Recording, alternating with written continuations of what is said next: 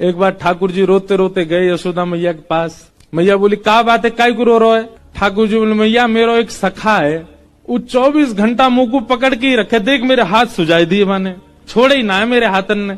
मैया बोली तो हाथ सूझ, बोले बात छुड़ा के भाग के आया हूं मैं, मेरे कंगन आदि सब छिल जाए मेरे हाथन से, पकड़ के रखे मोए। मैया बोली काय को पकड़ के रखे? उयों के मेरे आंखन के आगे तो जाओ मत लाला, तुम यहीं बैठे रहो। अब मैया मैं कैसे ना जाऊं? उयों के कि लाला तो मैं मेरे प्राण बसे, मैं वासों कहूं कि मेरी मैया क्यों मुंह में प्राण बसे, मुझे जान दे, जान ना दे। मैया कहा करूं? सब ध्यान से सुनियो। यशोदा मैया बोली लाला एक काम कर, तू यहीं खेलो कर घर में ही। ठाकुर जी बोले जेऊ ना है सके, खेल में तो बाहर ही जाऊंगो। मैया बोली बाहर हो जावे गो, वह सखाते तो है, इतनी दिक्कत भी है रही है, कहा करूं फिर? वो मैया एक काम है सके, बोले कहा तू मेरो एक चित्र बनवाए दे, और ऐसो चित्र बनवाइयो मैया कि वह चित्र को देख के लगे जे मैं ही हूं का, और तू मेरो चित्र बनवाए दे मैया, वह चित्र को ले जाके मैं वह दे दूंगो, उस सखा पूरे दिन पर वह चित्र में ही रमो रहेगो, मेरो कंटक छूटेगो बातें। मैया बोली हाँ लाला बनवाऊंगी। एक सखी आई, मैया ने वासो कहीं अरे हमारे ब्रज में कोई चित्र बनानो जाने? मैया कौन को चित्र बनवा? लाला को चित्र बनवानो है। अरे मैया ऐसा सुंदर लाला, ऐसे सुंदर गुण, हर दिना आपके लाला में एक गुण नयो प्रकट है जाए। मैं तो यूं सोच रही हूँ चित्र बनावे वारो 2 दिना विलंब करेगो, 2 दिना में लाला तो और सुंदर है जाएगो।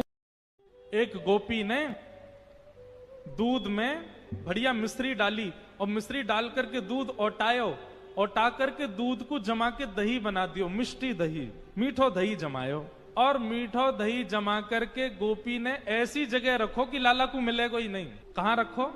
मटकी रख करके, और वाके ऊपर सुंदर एक मूढ़ा रख के वापस स्वयं बैठ गई। ठाकुर जी आ गए। ठाकुर जी आकर बोले और भाभी जी कहाँ हेरो है? गोपी बोली कछु ना हेरो, लाला तू कैसे आए हो यहाँ पे? ठाकुर जी बोले सुगंधी आ रही है, कहीं पे ऐसा लग रहा है कि चेंटी लगवे वारी है बहुत जल्दी। गोपी बोली लाला मैंने आज मीठो दही रखो है, लेकिन मैं तू को शर्त लगाऊं, यदि तेने ढूंढ लियो तो सबरो तेरो, और यदि तू नहीं ढूंढ पायो तो आज के बाद वचन दे तू मेरे यहां चोरी ना करेगो, हम ते शर्त मत लगावे। ठाकुर जी बोले ठीक है लगी। इतने में ही भगवान ने कहा कियो ग्वाल बाल सब संगे है। अच्छा इतने ट्रेंड हो गए हैं कुछ ही दिनों में कि इशारों से ही समझ जाते हैं सब ग्वाल बाल ठाकुर जी क्या कह रहे हैं। ठाकुर जी ने सब ग्वाल बालों को इशारा किया। क्या इशारा किया? बोले शाम का समय हो गया है, गैया दोहने का समय हो गया है, बाहर जाओ और गायों के सब बछड़ा बछिया खोल के भाग जाओ, सब दूध बछड़ा बछिया पी जाएंगे, दूध काढ़वे को मिलेगा ही ना। इतने में ही सब ग्वाल बाल आए, अरे गोपी तू यहाँ बैठी है, मां तेरी गैयान को सबरो दूध पी गए बछड़ा बछिया। गोपी ने उठ करके खिड़की में से देखी तो सब बछड़ा बछिया दूध पी रहे हैं, तुरंत भागी गौशाला को। ठाकुर जी ने मूढ़ा उठा के दूर किया और मिष्टी दही गोद में लेकर बोले हम तो शर्त लगावेगी हैं।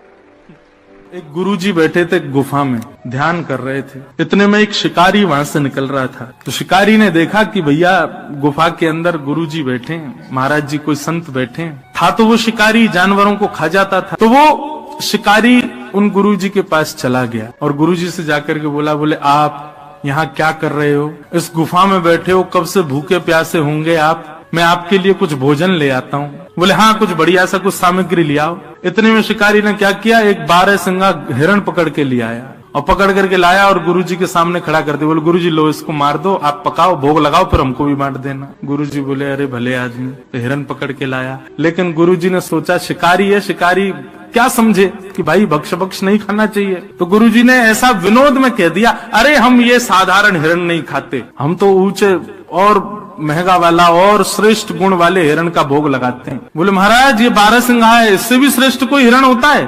बोले हाँ। बोले जरा बताइए तो। संत विनोद में ही बोलने लगे, मोर मुकुट पहनता है।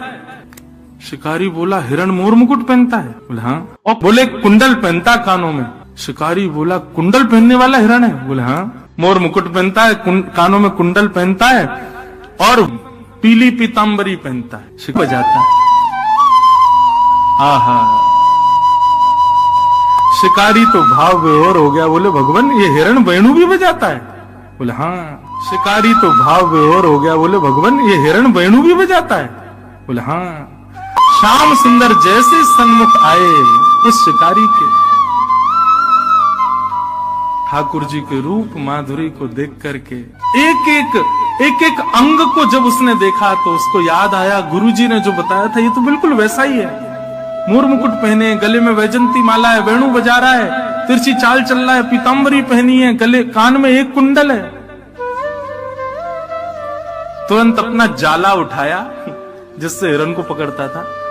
ठाकुर जी आगे आगे चल रहे, वो पीछे पीछे चल रहा है। और जैसे ही मौका पाया महाराज जाला फेंक करके ठाकुर जी को उसमें बंदी बनाया और बांध करके जाला कंधे पर टांगा, ले गया गुरु जी के पास। गुरु जी जल्दी बाहर आओ, आपका बताया हुआ हिरण पकड़ के लाया हूं मैं। महाराज जी बोले ये और पता नहीं, अब पता नहीं कहां से कौन सा हिरण ले आया है। जैसे ही निकल करके गुफा से बाहर आए तो क्या देखा, शिकारी के कंधे के ऊपर बंसी बजा रहे ठाकुर जी बैठे हुए हैं। जैसे ये दृश्य देखा महाराज, देखते ही महाराज जी तो मूर्छित होके गिर गए। होश में आए, जलवल डाला उसने शिकारी ने। बोले गुरुजी होश में आओ।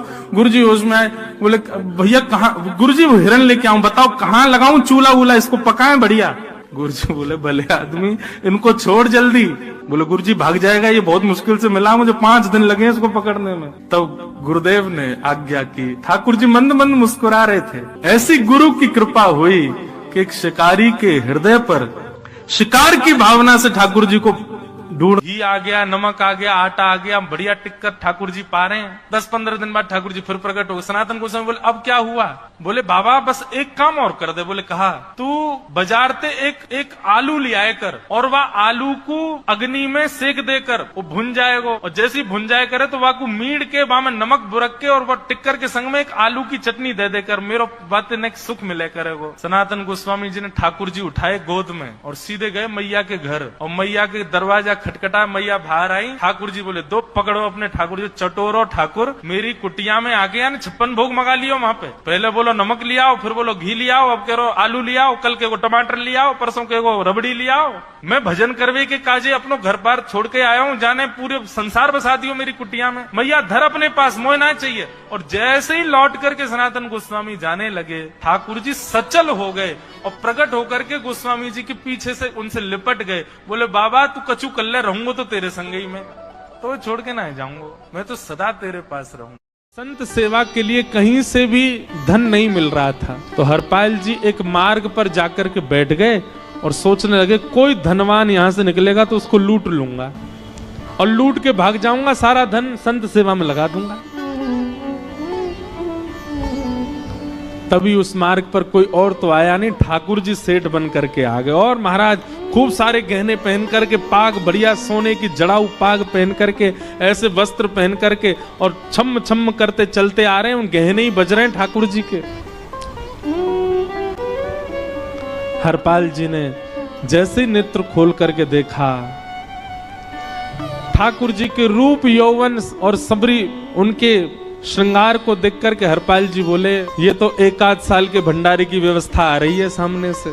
इतने में ही सेठानी जी रुक्मणी जी भी आई, उनको ओहो ये तो कम से कम 5-10 साल की व्यवस्था आ रही है। अगर ये दोनों लूट लिए जाएं तो 10 साल चोरी नहीं करनी पड़ेगी। देखो कितना धन संपन्न। हरपाल जी के बगल में जैसे ही ठाकुर जी पहुंचे, हरपाल जी बोले भैया जय श्री कृष्ण प्रणाम। ठाकुर जी तो नाराज हो गए, क्या भगवान का नाम बोलता है सुबह सुबह, तुम सब लोग बड़े पाखंडी हो, ढोंगी हो। और हमने सुना इस गांव में एक रहता है वो चोरी डकैती करता है और फिर कहते संत सेवा करता है। ऐसी काय बात की चोरी भैया, करता तो चोरी है, भले उससे भली संत सेवा करता हो। नाम उसका हरपाल है, हम सब जानते हैं। भगवान का नाम मत लो हमारे सामने। हरपाल जी समझ गए वो तो बिल्कुल भगवत विमुख है, इसकी तो एक अंगूठी भी नहीं छोड़नी मुझको, इसका तो सब लेके जाऊंगा। अगर ये बदले में जय श्री कृष्णा बोलता तो 1 गहना छोड़ देता है इसका में, पर ये तो इतना बिखर रहा है भगवान का नाम सुन के, इसका कुछ नहीं छोड़ूंगा, सब ले जाऊंगा। उंगली पकड़ करके काटने का मन किया। हरपाल जी बोले हाँ भैया एक रहता तो है डकैत इस गांव में, और उसका कोई पता नहीं है, वो कभी भी आ जाता है। लेकिन एक मार्ग जंगल में होकर के है, उसमें गांव में नहीं जाना पड़ता, जंगल से गुप्त चुप निकल करके पूरे गांव पार हो जाएंगे, आप शहर पहुंच जाओगे। उसका रास्ता मुझे ही पता है। सेठ जी बोले तो तुम हमको पार करवा दो। हरपाल जी बोले मैं पार तो करवा दूंगा, लेकिन भगवान मेरे घर कुछ मेहमान आए हैं, उनके भोजन आदि की व्यवस्था के लिए मैं तो बाजार आया था, मेरे पे धन नहीं है, आप यदि मुझको कुछ दे देंगे तो मैं घर पर व्यवस्था करके आऊंगा, तुरंत आपको लेकर के गांव पार करवा दूंगा। ठाकुर जी ने उसको कुछ सोने की मोहर दे दी, बोले लो तुम अपने घर की व्यवस्था कर आओ। हरपाल जी ने सामग्री खरीदी, घर पर पहले व्यवस्था करके आए। बोले आज की व्यवस्था हो जाए, क्योंकि आज तो 10 साल का सब चोरी करना, समय लगेगा। पत्नी से कहा भोजन प्रसादी बनाओ, संतों को पवाओ। संत पूछेंगे मैं कहां है, तो कहना कि आप लोगों की 10 साल की व्यवस्था करने गए आज। हरपाल जी लौट करके आए और सेठ जी से कहा आइए आइए चल दीजिए मेरे साथ और हमारे संगी चलना बिल्कुल। ठाकुर जी रुक्मणी जी चलने लगे। जैसे ही विहंगम जंगल में पहुंचे, भयंकर भयावह जंगल, बीच जंगल में जैसे ही पहुंचे, हरपाल ने पीछे मुड़ करके देखा, दोनों चले आ रहे हैं। तुरंत महाराज वो तो अपने रूप में आ गया, शेर की तरह गर्जना करने लगा, अपनी लाठी धर दी सामने और अपने सिर का स्वाफा निकाल करके सामने बिछा दिया। भगवान जो सेठ जी के रूप में आया, भगवान बोले भैया ये क्या कर रहे हो? बोले मैं ही हरपाल हूं। तुरंत महाराज वो तो अपने रूप में आ गया, शेर की तरह गर्जना करने लगा, अपनी लाठी धर दी सामने और अपने सिर का स्वाफा निकाल करके सामने बिछा दिया। भगवान जो सेठ जी के रूप में आया, भगवान बोले भैया ये क्या कर रहे हो? बोले मैं ही हरपाल हूं। सारे सामग्री निकालो, डाल दो यहाँ पे, एक चीज भी मत छोड़ना, नहीं तो तुम जानते नहीं हो तुम्हारा क्या करूंगा। ठाकुर जी तो थर थर कांपने लगे। रुक्मणी जी बोली देखो कैसा नाटक कर रहे हैं, रावण के आगे नहीं डरे थे, कुंभकर्ण के आगे नहीं डरे, हिरण्यकश्यप के आगे नहीं डरे, और वो हरपाल के आगे ऐसे कांप रहे हैं। भगवान तो मन की सब समझ जाते हैं, कौन ही मारने, वो तुम भी कांपो क्यों? बोले भक्त है भैया, ये हमारो भक्त है। अनुब्रजाम में हम नित्यम पूये ये तन्य रेणु भी, इसने हमारे लिए सब गवा दिया, हमारे वैष्णव संतों के लिए सब लुटा दिया, इसके आगे भयभीत होने में कोई लज्जा नहीं। लक्ष्मी नारायण दोनों कांप रहे हैं और हरपाल कह रहा सब निकालो। ए सेठानी जी कान के कुंडल उतारो। कान कुंडल उतार दिए, नाक की नथनी उतार दी, सब उतार के धर दिए, हाथों के सब कड़ूला आदि भी धर दिए। भगवान ने भी अपने सब उतार। बोले बैत कहाँ लेके जा रहे, उसको भी धर दो। बोले अरे भैया बुढ़ापे की लाठी, हम गिर जाएंगे। बोले कुछ नहीं गिरोगे, धर दो इसको। जीवन में कभी राम ना जय श्री कृष्ण बोलने पे चिल्ला रहे थे मुझ पे, रखो इसको यहाँ। सारा धर दिया। बोले बहुत बढ़िया हो गया, अब 10 साल की व्यवस्था हो गई। बोले बैत कहाँ लेके जा रहे, उसको भी धर दो। बोले अरे भैया बुढ़ापे की लाठी, हम गिर जाएंगे। बोले कुछ नहीं गिरोगे, धर दो इसको। जीवन में कभी राम ना जय श्री कृष्ण बोलने पे चिल्ला रहे थे मुझ पे, रखो इसको यहाँ। सारा धर दिया। बोले बहुत बढ़िया हो गया, अब 10 साल की व्यवस्था हो गई। इतने में भगवान की कनिष्ठ उंगली में एक अंगूठी थी। हरपाल बोला ये कहाँ बचा के ले जा रहे हो, उसको दो। बोले अरे भैया ये तो बहुत बचपन की हमारी अंगूठी है और ये आज तक हमारी निकली ही नहीं है और ये निकल ही नहीं पाएगी, इसको बाहर हम निकाल ही नहीं सकते, इसको तो रहने दो हमारे पास। बोले तुम क्या जानो, इस अंगूठी से कम 1 हफ्ता संत भोजन होगा और तुम पे तो दया करनी नहीं है, चिल्लाए थे मुझ पे जय श्री कृष्ण बोलने पर, निकालो इसको। भगवान खूब प्रयास करें, वो नहीं निकले तो हरपाल जी ने उंगली पकड़ी। बोले इसको काट देता हूं मैं, तुम्हारे पास उंगली रहने का कोई काम नहीं है, तुम उंगली से करते ही क्या हो। और महाराज जैसे ही उंगली पकड़ करके काटने का मन किया, वो काटने ही वाले थे, इतने में ही द्वारिकाधीश भगवान शंख चक्र गदा पद्म धारण करके प्रकट हो गए सामने। पुणे के पास में एक गांव है पुरंदरपुर, वहां पर एक ब्राह्मण रहते थे। स्वरूप ब्राह्मणों का था पर स्वभाव वैश्यों का। वैश्य मतलब हमारे बनिया भाई लोग, उनके जैसा उनका व्यवहार था। कैसा? व्यापार करते थे, धन देते थे, उस पे ब्याज पे धन देते थे लोगों को, और अपना गल्ला खोल रखा था, गल्ले पे बैठते थे। और इन सबके साथ साथ महाकंजूस, खूब धनवान थे। भगवान की कृपा से उन पर ब्याज का इतना धन आता था कि वो पूरे पुरंदरपुर गांव को अकेले भोजन करा सकते थे। पर इतने कंजूस थे, दूध में अगर मक्खी भी गिर जाती तो दूध छान के पी जाते थे, और मक्खी को यूं पकड़ करके उसके भी 2-4 बूंद छींटा जो दूध के होते थे उनको भी लेके पी जाते थे। दूध का क्या बिगड़े, इतने कंजूस। उनकी पत्नी का नाम था सरस्वती देवी। क्या नाम था? तो सरस्वती देवी जो थी, उनके पिताजी ने इसीलिए ब्याह किया कि भाई ये विप्रदेव जो हैं बड़े धनवान हैं, बेटी खुश रहेगी हमारी। तो सरस्वती देवी का ब्याह हो गया।